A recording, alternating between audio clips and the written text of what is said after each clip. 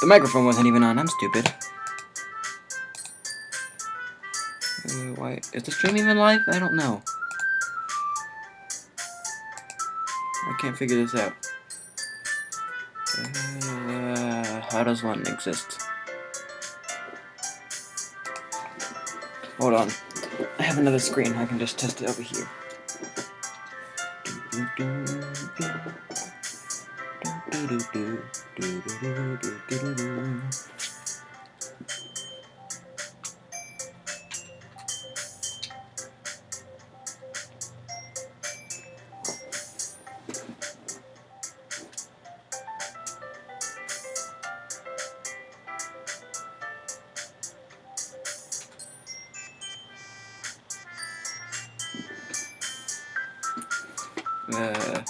You know what? I just realized I have a thing where I can just... Oh, it is working. It was working the entire time. Okay then. Well in that case, welcome everybody to the second episode of my Doki Literature Club playthrough. And so, if you're new here, I'd recommend you go watch the first video before you watch this one, because, you know, it just makes sense. Where were we last time? Oh yeah, we were here last time. Okay. Let's try this. Adventure.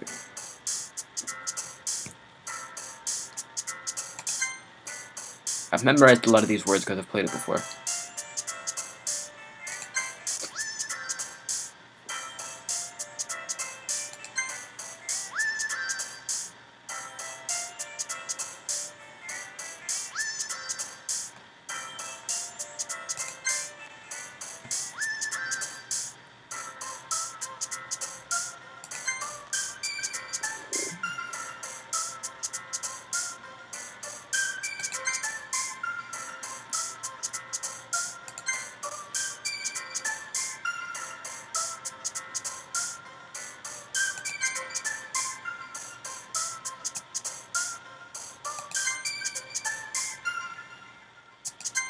Oh, that wasn't wrong. I mean, that wasn't right. Don't question why I thought that was right. Never mind.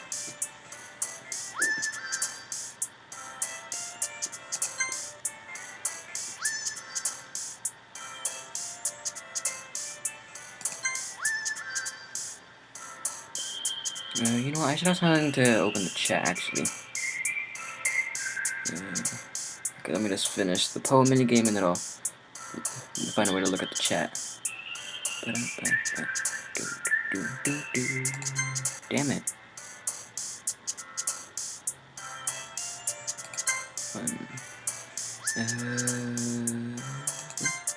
Alright.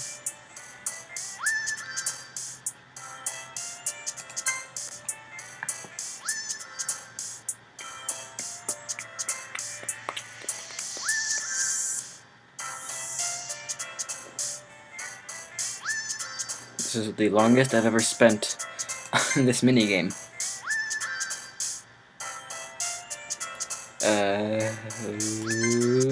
Okay. Last word. Damn it. Oh, we didn't do terrible. So there's that. Okay, let me just set up something so I can look at the chat real quick.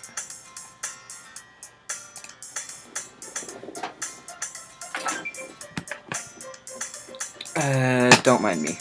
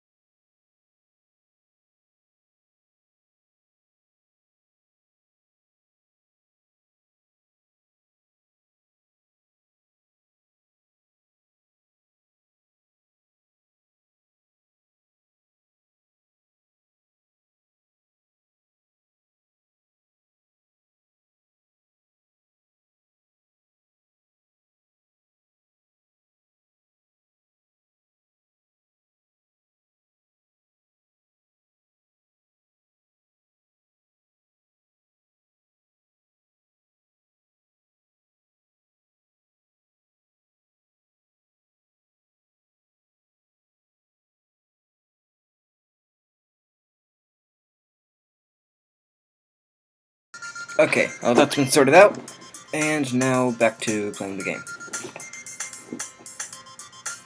Allie, shut up, this is no time for All-Star. Okay, another day passes, and it's time for the club meeting already. I've gotten a little more comfortable here over the past couple days. Has it really been 2 days? I thought we only did 1 day. Oh well. Entering the club room, the usual scene greets me. Hi, Mopish. Yes, Harry.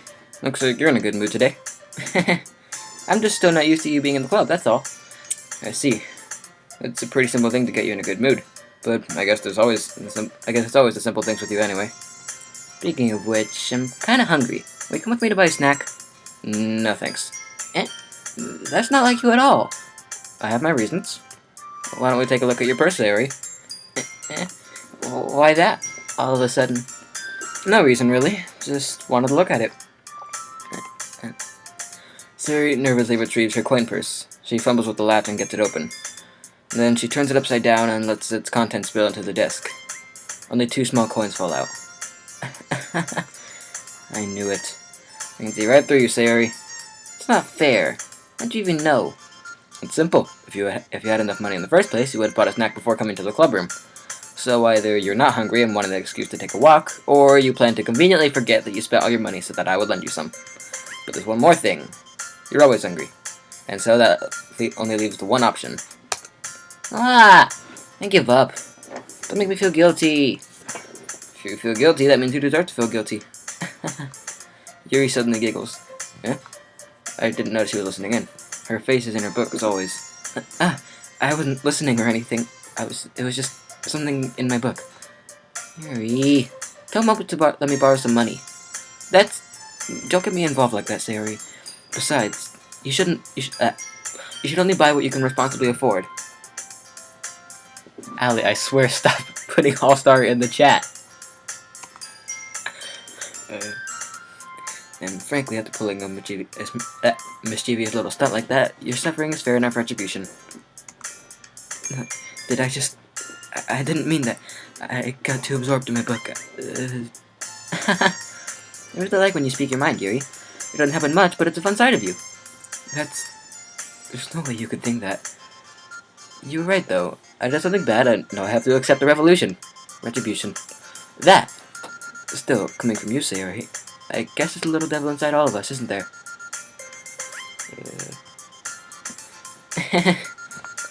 Don't let her fool you. Sayori knows exactly what she's doing. After all, she told you guys she was bringing me to the club before she even told me. But you wouldn't have come if it weren't for the cupcakes. So I had to trick Natsuki into making them. Come on, give me more credit than that, Sayori. Yeah! Out of nowhere, something smacks Sayori in the face and tumbles onto the desk. Ow! What was... Eh? A cookie. Sure enough, it's a giant cookie wrapped in plastic.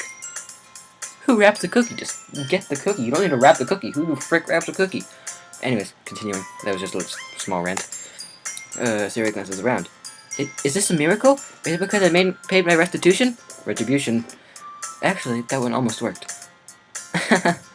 I was just gonna give it to you, but then I heard you blab about the cupcakes. It was totally worth seeing your reaction, though. Natsuki, that's so nice of you. I'm so happy. Sayori hooks the cookie. Jeez, just eat it. I lost my thread. That didn't make sense. You know what I meant to say. Let's just continue. Sayori rapidly tears open the wrapper and takes a big bite. Oh, good. Sayori suddenly clasps her hands over her mouth. I bit my tongue. You're going through a lot over just one cookie. Natsuki takes a bite of her own cookie. Oh, yours looks good too, Natsuki. Can I try it? Jeez, beggars can't be choosers. R/choosing beggars!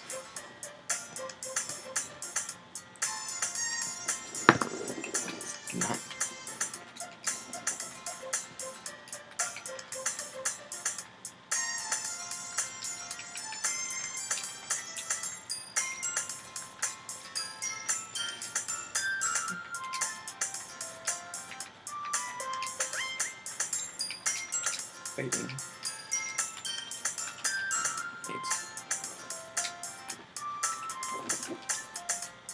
Alright. Here's just chocolate. Yeah, why do you think I gave you that one? Smart choice. Fine. Still, I'm really happy that you shared this one with me. Sayori gets out of her seat and goes behind Natsuki and wraps her arms around her. And, jeez, I get it. Cookie still in hand, Natsuki reaches up to nudge Sayori off her. No. Sayori suddenly leans down and takes a bite out of Natsuki's cookie. Wait, wasn't this part of the last episode? Hey, did you seriously just do that? Mouth full, Sayori trots her way to safety. Yuri and I laugh as well. Geez, you're such a kid sometimes. Monika, can you tell Sayori... Eh? Natsuki glances around. Monika's in the club room. Ugh, where's Monika anyway? Good question. Have any of you... I can't speak today. Actually, I can't speak any day, but especially today. Have any of you heard anything about her being late today? Not me. Yeah, I haven't either. That's a bit unusual. I hope she's okay. Of course she's okay. She probably just had something to do today. She's pretty popular after all. You don't think she has a... I wouldn't be surprised. She's probably more desirable than all of us combined. That's true. Excuse me! Suddenly the door swings open. Sorry, I'm super sorry. Ah, there you are. I didn't mean to be late. I hope you guys weren't worried or anything. I feel like I keep doing the wrong voice, but I can't tell because I go through it super fast. Also, if I'm going too fast, just tell me in the chat or something. Monika chose the club over her boyfriend after all. You're so strong-willed. Boyfriend? What on earth are you talking about? Monika quizzically glances at me. Never mind that. What held you up anyway? Well, my last period today was study hall. To be honest, I kinda just lost track of time. That makes no sense, though. You would have heard the bell ring, at least. I must not have heard it, since I was practicing piano. Piano? I wasn't aware you played music as well, Monika. I don't really... I just kinda started recently. I always wanted to learn piano. That's so cool! You should play something for us, Monika. That's... Monika looks at me. Maybe once I get a little better, I will. Yay! That sounds cool. I'd also look forward to it. Is that so? In that case, I won't let you down, Mopish. Can I speak? I just can't speak today. Can we get an F in the chat instead of just a little star? Monika smiles sweetly. I didn't mean any pressure or anything like that. Don't worry. I've been practicing a whole lot recently, and I'd really love the chance to share once I'm ready. I see. In that case, best of luck. Thanks. So I didn't miss anything, did I? Not really. I chose to leave out Sayori's mystic.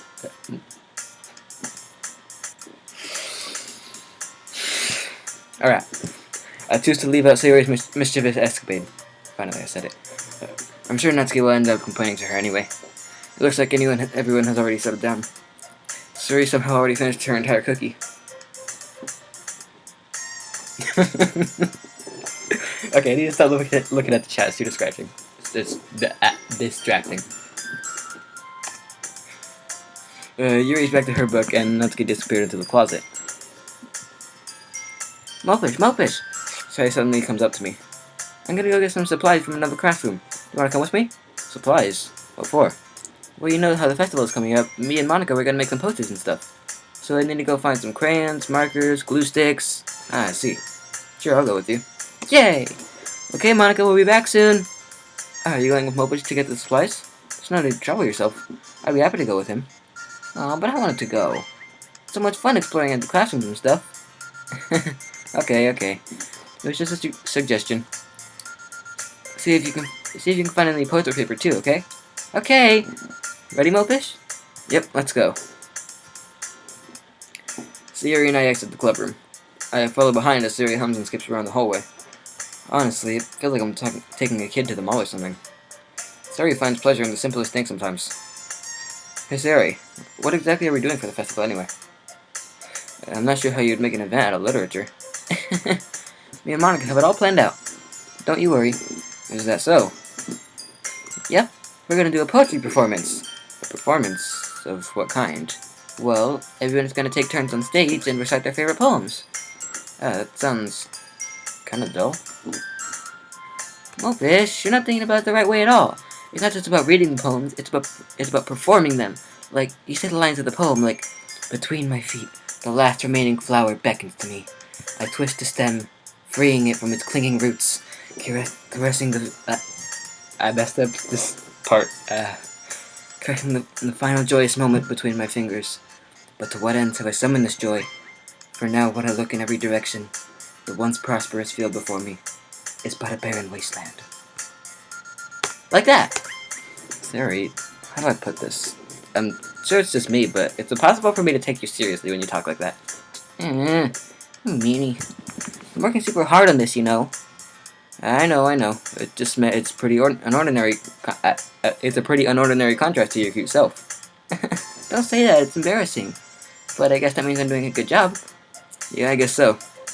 I'm so excited. The festival is going to be so much fun. Siri spins herself around in the hallway again. Hey, Mowgli, this platform over here is empty. Let's begin the mission. The mission, eh? It's been a long time since I spent time with Sayori like this, but in the end, she hasn't changed one bit. There's nothing but a ball of sunshine, drawing happy vibes from the world around her. It's a pretty nostalgic feeling for me. Frickin' chat.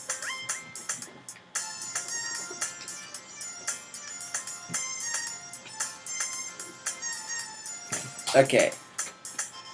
It's a pretty nostalgic feeling for me. As the years went by, I began to hold myself up in my room more and more. So going adventuring with Sayori brings out brings about a special sort of feeling I never thought I had in me. Actually, I read that line wrong, but I don't really care. The two of us enter the classroom. Sayori heads straight to the closet, and I follow. Let's see what we have in here. Crayons! Sayori pulls out a box full of crayons on the shelf. They're the best brand, too. They're kind of dirty, though. Sayori starts pulling various crayons out of the box, reading the color names. Alright, that's one down. Don't get distracted. We still need to find... Wait, I'm looking for my favorite color. Fine. And at least move aside so I can look at the poster paper. I dropped one by accident. Yeah! Sayori bends over and smacks her forehead right into the shelf. She falls to the floor and the crayons spill all over her lap. Oh, whoa. That sounded like some sort of Mario Kart hurt sound. Anyways, continue. You okay? My forehead. Sayori clutches her forehead. Geez, Harry, it's just like you, isn't it? Come on, let me see. Since Sayori is sitting on the floor, I grab her by the waist and pull her out of the closet. You have to move your hands, Sayori. But it hurts. Just do it for a second. Sayori slowly releases her hands from her forehead. Oh, hey, it's another one of these images. I like these. I gently brush her bangs to the side. Ow! Sorry. There's a huge red mark on the center of her forehead. The bump is starting to form as well. Man, that's gonna swell up. Let's find you some ice. Oh, yes. Where would I even find ice around this time? I guess a cold drink would do. You don't have to... I'm fine with looking like a unicorn.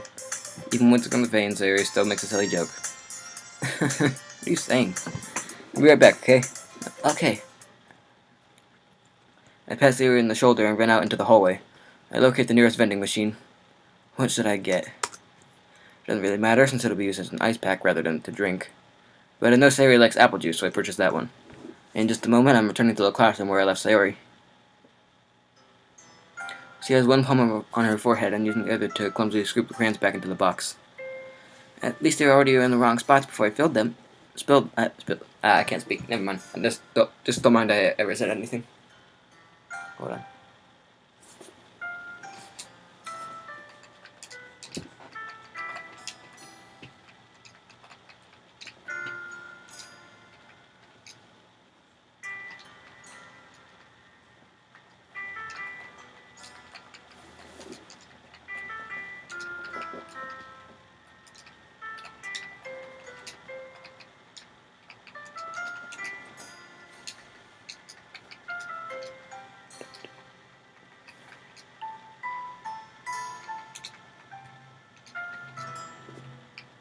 Okay, sorry I keep looking away from the video, I'm just responding to the chat and stuff. Sayori here. I hand Sayori the bottle of apple juice. It's nice and cold. Sayori opens the cap and starts drinking from it. Sayori, what are you doing? It's for your forehead, idiot. Sorry, I forgot. How hard did you hit your head? Sayori places the bottle against the bump on her head. It stings. Just bear with it, it'll feel better soon. Looks like you cleaned up most of the crayons, so that's good. Hey, Mopus, This kind of reminds you of growing up, doesn't it? Yeah, what do you mean? You know how we used to play outside all the time? I would always try to keep up with you. You're kind of oblivious in some ways. Like, I usually fell behind or had trouble climbing on the things you did, but sometimes when I tried to do things I couldn't, I would get myself hurt. I'd fall and scrape myself or get a bump, and I would start crying really hard. And you would rush over as quick as you could. You'd try really hard to get me to stop crying. It was almost like you blamed yourself and were afraid of getting in trouble if someone found out. That's totally not relatable. Like, at all. Uh, Even though it wasn't really your fault at all, you know? Did I really do that? Yeah, you don't remember? Come to think of it, maybe I do remember a bit. I guess I was always so focused on my games that I didn't pay enough attention to you. So in a way, it was my fault. Kind of like this time too. If I wasn't rushing me out of the closet, you probably wouldn't have hit your head. Oh, Bish, I don't think you realize it, but you're always thinking about other people. Even after all these years, you're rushing to help me, even though I'm just being clumsy. You're really a sweetheart. Don't call me that. I don't really do this kind of thing all the time. I guess when it comes to you, it just feels natural. Before I even know it, I'm treating you like that. I guess that's what happens when you've been friends for so long. Really? Maybe you're right. Mobish, I'm so glad nothing's changed between us. Do you think it'll be like this forever? Forever. If I'm honest with myself, there's no telling where we'll end up for college or after that. So, it wouldn't be fair to make any promises, but, well, I hope so. It's been this long already, right? I can't imagine you ever changing, so my hopes are up. I'm so happy. Siri has a whimsical expression in her eyes. We remain silent for a moment. She's so silly and clumsy on the outside that when I see her deep in thought like this, it makes me not want to disturb her. I guess we should go back.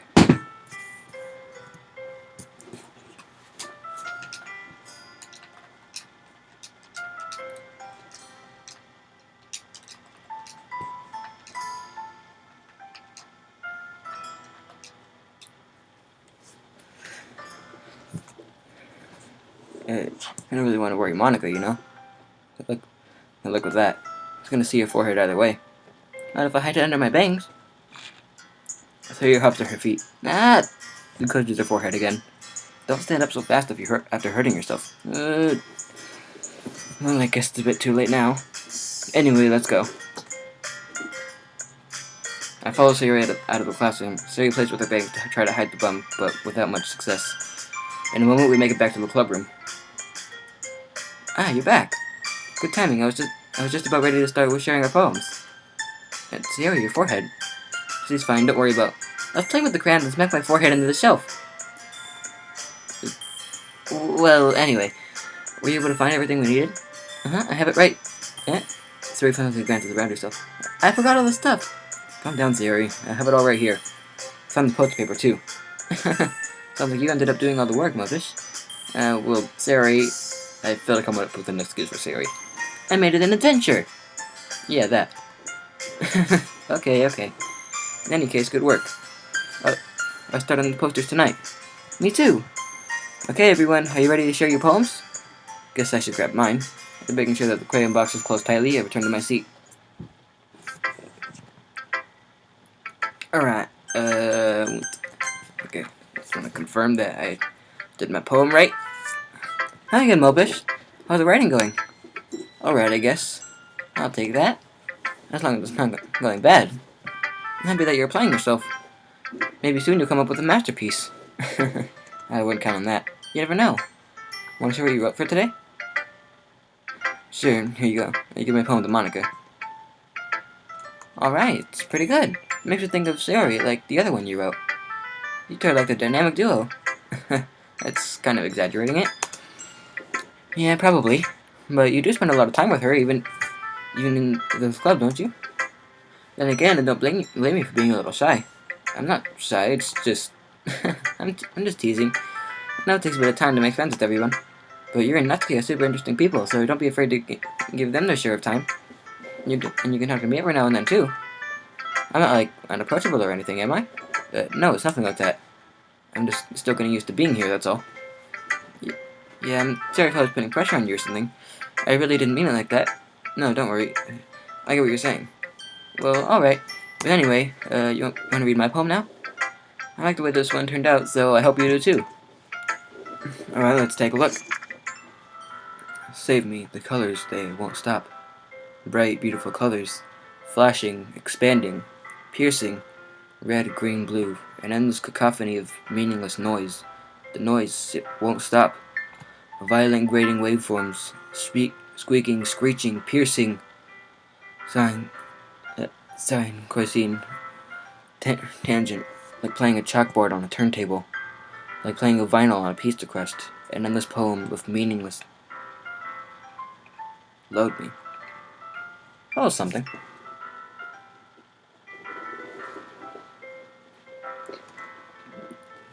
Okay,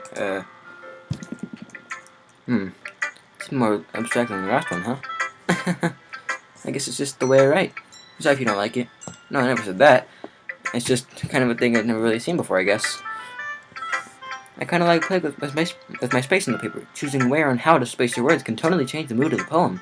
It's almost like magic. The way you wrote the lines really short makes it feel like they're trying to speak over the noise. I see. It's still hard for me to tell what it's about, though. Sometimes asking what a poem is about isn't the right question. A poem can be abstract as a physical expression of a feeling, or a conversation with the reader. So putting it that way, not every poem is about something. Anyway, here's Monica's writing tip of the day. Sometimes you'll find yourself facing a difficult decision. When that happens, don't forget to save your game. You never know when you might change your mind, or when something unexpected may happen. Wait, is this tip even about writing? What am I even talking about? That's my advice for today. Thanks for listening. Okay then, that happened. Alright, let me just check some stuff.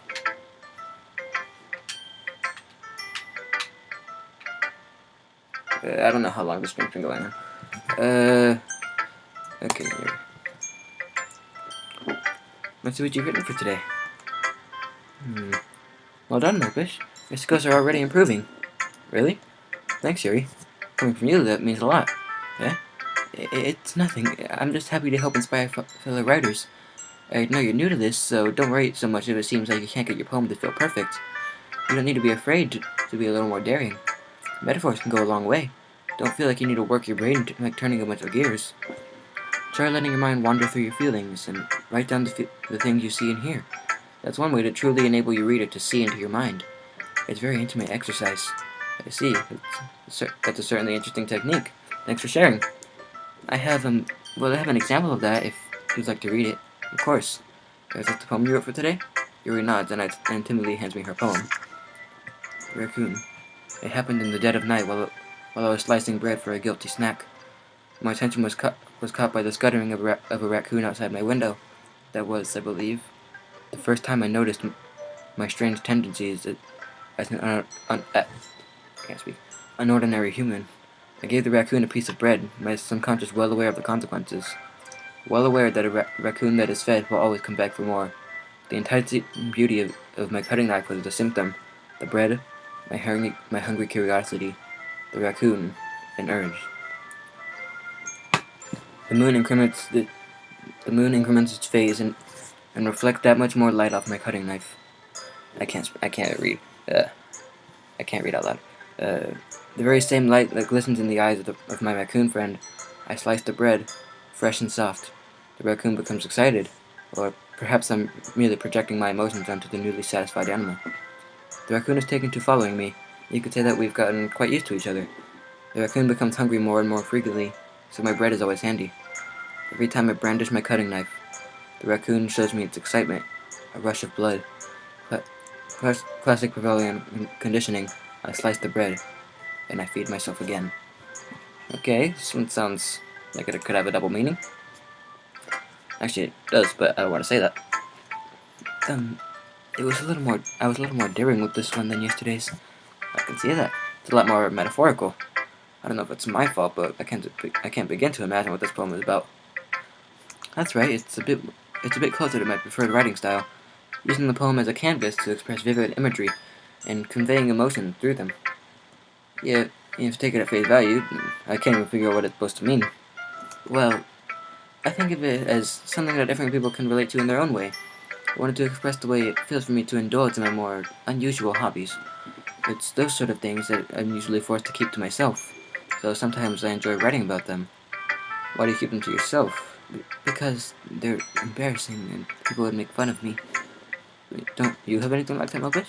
Well, yeah, I guess I do. I feel like everyone has a little something like that. The best we can do is respect each other and our individualities, even if it's difficult sometimes and some things make us uncomfortable.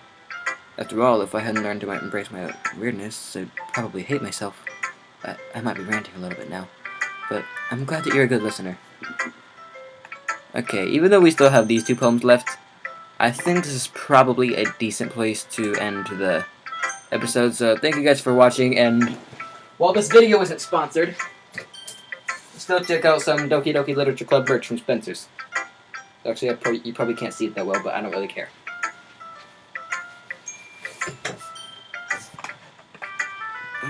Stop the stream.